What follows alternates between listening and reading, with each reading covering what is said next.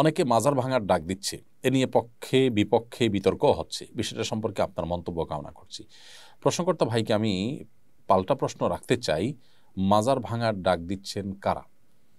বাংলাদেশে উল্লেখযোগ্য যে সমস্ত ওলামা একরাম আছেন, পরিচিত যেই কোনো ঘরানার যে কোনো চিন্তা বা মত পথের বা যে কোনো দৃষ্টিভঙ্গির আলিম হন না কেন, কোনো আলিম এই ডাক দিয়েছেন কিনা, দিলে কোথায় কখন দিয়েছে আমাকে একটু জানাবেন।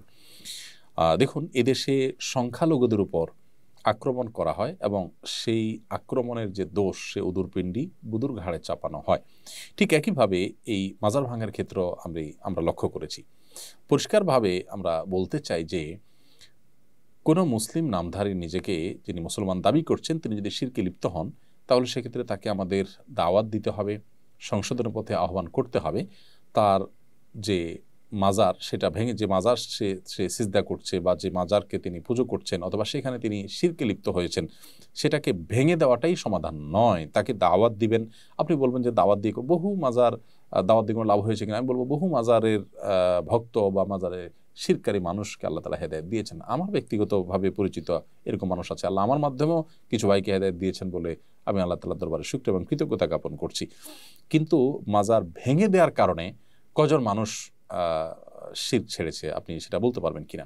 দেখুন, আপনি যদি কোনো কাজ করার কারণে সেটা দিন শেষে ইসলাম এবং মুসলমানদের ক্ষতি ডেকে আনে, ইসলাম এবং মুসলমানদের দুর্নামের সুযোগ পায়, ইসলাম এবং মুসলমানদের দাওয়াতি কাজে বাধা সৃষ্টি করার কারণ হয়, তাহলে সেক্ষেত্রে সেটা মনে রাখবেন যে ইসলামের কাজ নয়, সেটা শয়তান আপনাকে নেক্সট সুরতে ধোঁকা দিয়ে আপনার দিয়ে এই কাজগুলো করাচ্ছে।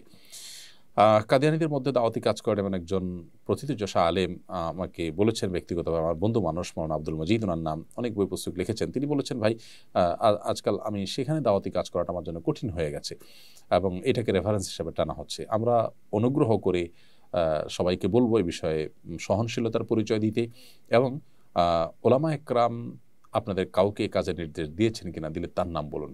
কোন ভিডিওতে, কোন বক্তব্যে, কোন অনুষ্ঠানে, প্রকাশ্যে বা অপ্রকাশ্যে কোন আলেম বলেছেন আমাদেরকে বলুন। এই যে রবিউল আউয়াল আসছে, 12 রবিউল আউয়াল, সে উপলক্ষে আমরা বলবো সবাইকে সর্বোচ্চ সতর্ক থাকবার জন্য, যাতে কোনোভাবে 12 রবিউল আউয়াল উপলক্ষে যে আনুষ্ঠানিকতা হয়ে থাকে, আমাদের অনেক ভাইরা যে সমস্ত জশ্নে জুলুস ইত্যাদি করে থাকেন, সেখানে কোনো মানুষ যেন আক্রমণ করার চেষ্টায় লিপ্ত না হন। আমরা অনুগ্রহ করে সবাইকে সর্বোচ্চ সহনশীল থাকার কথা বলবো। যেহেতু মাজার ভাঙার প্রশ্ন আসছে, সেজন্য কয়েকদিনের মধ্যেই যেহেতু রবিউল আউয়াল শুরু হচ্ছে, 12 রবিউল আউয়াল শুরু হচ্ছে, সেজন্য সে বিষয়ে আমরা সবাইকে উদাত্ত আহ্বান করছি সর্বোচ্চ সহনশীলতার পরিচয় দিতে। মনে রাখবেন, এগুলো কোনো অবস্থাতে একজন দায়িত্বশীল মুসলিমের কাজ নয়। আপনার কোনো কাজে যদি ইসলাম এবং মুসলমানদের উপকারের চাইতে ক্ষতি বেশি হয়, তাহলে সেটা শয়তানের পরিকল্পনা বা সেটাতে শয়তান খুশি হবে, এটা বলাই বাহুল্য। এজন্য আমরা বলতে চাই যে এই জাতীয় বিষয়গুলোতে আপনার আবেগ, আপনার নিজস্ব বিবেকের উপরে আপনি ভরসা না করে ওলামা একরামের দিক নির্দেশনাকে আপনি শুনুন। আমি আবারও বলছি যে উল্লেখযোগ্য কোন আলিমের নাম বলতে পারবেন যিনি আপনাকে এই কাজ করার নির্দেশ দিয়েছেন? অনুগ্রহ করে যদি সেরকম কেউ থাকে আপনি বলুন। আমার জানা মতো এরকম কেউ নেই। আল্লাহ তাআলা আমাদেরকে হেদায়েত দান করুন। আশিক রাসূল আপনি লিখেছেন আইডি থেকে, আমি লাইট অ্যান্ড সাউন্ডের কাজ করি, এজন্য আমাকে বিভিন্ন নাচ গানের প্রোগ্রামে লাইট চালাতে হয়, আমার চাকরি জায়েজ হবে? ভাই, অবশ্যই আপনার চাকরি জায়েজ হবে না, কারণ সেখানে নাচ গান হারাম যে কাজগুলো হয়, আপনি সেখানে লাইটিংয়ের কাজ করে মূলত একটা গুনাহের কাজের সহযোগী হচ্ছেন, যেটা একজন মুসলমান হতে পারে না। আল্লাহ বলেছেন, ওয়ালা তাআওয়ানু আলাল ইসমি ওয়াল উদওয়ান, তোমরা পাপ এবং সীমা লঙ্ঘনের কাজে একে অন্যের সহযোগী হইও না। সেই জায়গা থেকে আপনার জন্য এটা করা জায়েজ হবে না। আনোয়ারুল আমিন আপনি লিখেছেন, দোকান বা বাসা ভাড়া সরকারি রেটের বেশি ভাড়া নেওয়া বা দেওয়া জায়েজ হবে কিনা?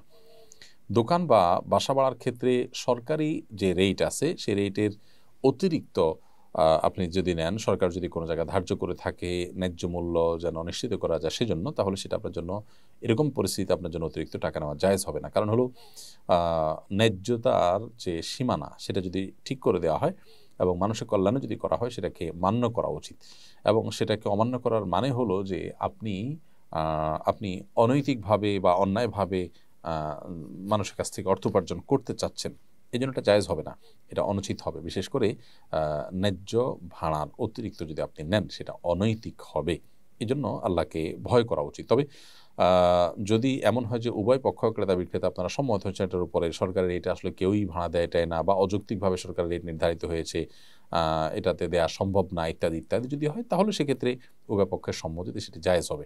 আর যদি সরকার যেটা নির্ধারণ করেছে সেটা আসলে অযৌক্তিক নয়, তাহলে সেক্ষেত্রে সেটা মান্য করা উচিত। বিশেষ করে জমি কেনাবেচার ক্ষেত্রে আমরা জানি সরকারি যে রেট আছে সেটা আসলে কোনো যৌক্তিক রেট নয়। বিশেষ করে শহরাঞ্চলে জমির যে সরকারি রেট আছে অনেক কম। কোথাও হয়তো একসময় ইয়ে ছিল, পুকুর ছিল বা গর্ত ছিল, সেই হিসাবে সরকারি রেট সেখানে নির্ধারিত হয়েছে। এখন সেটা খুব ভরাট জায়গা, সুন্দর দামি জায়গা, সেটা বহুগুণ বেশি এখন বিক্রি হচ্ছে। এখন কেউ সরকারি দামে কিনতে বা বিক্রি করতে বাধ্য নয়।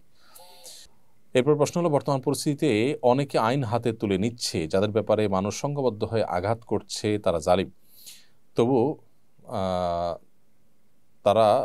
তারা আইন নিজের হাতে তুলে নেওয়া সংগত হচ্ছে কিনা। কেউ যদি অন্যায় করেও তারপর আইন হাতে তোলা জায়েজ নেই, কারণ এর মধ্য দিয়ে একটা সমাজ বিশৃঙ্খল হয়, এর মধ্য দিয়ে অনেক অন্যায়ের পথ সুগম হয়। আপনি যাকে অন্যায়কারী হিসাবে তার ব্যাপারে শাস্তি দেওয়ার কাজটা করতে যাচ্ছেন, এটা যদি আরেকজনও করে, তাহলে সেক্ষেত্রে ঠুনকো অজুহাতে একজন আরেকজনের শত্রুতা উদ্ধার করা শুরু করবে, সমাজে একটা বাজে দৃষ্টান্ত তৈরি হবে এবং একটা অস্থিতিশীল পরিস্থিতি আসবে। নবী করিম সাল্লাল্লাহু আলাইহি সাল্লাম বিচার করতেন, বিচারের আলোকে শাস্তি কার্যকর হতো। কোরআনের যে বিধান আছে সেই বিধানের আলোকে সাহাবীরা যার যার মধ্যে করে শাস্তি কার্যকর করতেন না। পরে নবী সাল্লাল্লাহু আলাইহি সাল্লামের কাছে আনা হতো, তিনি বিচার করতেন। পরবর্তীতে সাহাবীরা যখন খেলাফতের দায়িত্ব পেয়েছেন, তারা বিচার করতেন, তার আলোকে বিচার করা হতো। তো বিচার, প্রত্যেকটা ব্যক্তি যদি বিচার ভার নিজের হাতে তুলে নেন, তাহলে সেক্ষেত্রে সমাজ বিশৃঙ্খল হবে, যেটা ইসলাম সমর্থন করেন এবং আমাদের জন্য একটা সুন্দর আবাসভূমির পথে যেটা সবচেয়ে বড় অন্তরায়গুলোর একটি। বিধায় কোনো যুক্তিতেই আইন নিজের হাতে তুলে নেওয়া আমাদের জন্য জায়েজ হবে না। নাজিমউদ্দিন লিখেছেন, আমি দুবাই থাকি, এখানে মসজিদে প্রায় দেখি কিছু কিছু আরব হাফ প্যান্ট পরে মসজিদে আসেন, নামাজ পড়েন। এটা আপনি কিভাবে দেখবেন একটু জানাবেন। কোনো কোনো মাযহাবে মানুষের রান কিংবা হাঁটু এগুলা সতর নয়, যার কারণে সেগুলোকে তারা প্রদর্শন করেন। কিন্তু বিশুদ্ধ মত এবং হানাফি ফোকাহে কেরামের মত অনুযায়ী হাঁটু পর্যন্ত আপনাদেরকে ঢাকতে হবে, রান সতর অংশ। সেই জায়গা থেকে তো গুনাহগার তারা সন্দেহাতীতভাবে, আর একটা দৃষ্টিকটুও বটে। সেই জায়গা থেকে এরকম করা যাবে না।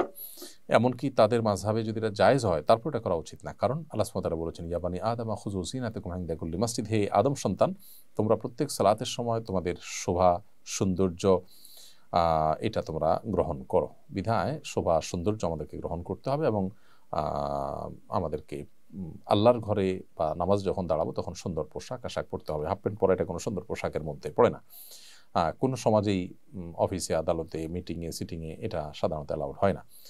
এমডি আরিয়ান আরিফ আপনি লিখেছেন, আমি প্রায় সময় হাফ হাতা জামা গায়ে দিয়ে নামাজ পড়ি, এতে আমার নামাজ হবে কিনা। হাফ হাতা জামা গায়ে দিয়ে নামাজ পড়লে নামাজ তো হয়ে যাবে, কিন্তু সাধারণত কোনো সম্ভ্রান্ত মজলিসে, মিটিংয়ে বা ভালো কোনো জায়গায় আমরা এটা পরে যাই না। এই জন্য এরকম পোশাক না পরে সুন্দর সম্মানজনক মজলিসে আমরা বা সম্ভ্রান্ত মজলিসে, প্রোগ্রামে, অনুষ্ঠানে বাইরে গেলে আমরা যে পোশাক পরি সেই পোশাক পরে নামাজ পড়া দরকার। কারণ আল্লাহ তাআলা বলেছেন, খুযু যিনাতাকুম ইনদা কুল্লি মাসজিদ, তোমরা প্রত্যেক নামাজের সময় সুন্দর পোশাক পরিধান করো। বিধায় সুন্দর এবং সম্ভ্রান্ত পোশাক আমাদের পরে সালাতে করা উচিত। অনেকে লুঙ্গি গেঞ্জি পরে নামাজ শুরু করে দেন, যেটা পরে তিনি কোথাও যাবেন না, সেটা আল্লাহর দরবারে তিনি দাঁড়িয়ে যান। এটা আল্লাহর দরবারে দাঁড়ানোর যে শান মান সেটার পরিপন্থী। তবে এই অবস্থায় নামাজ পড়লে যাতে সতর যদি ঢাকা থাকে, এগুলো পাক থাকে যদি, তাহলে নামাজ হয়ে যাওয়া এক জিনিস, আর ভালোভাবে যেতে হতে হওয়া আরেক জিনিস।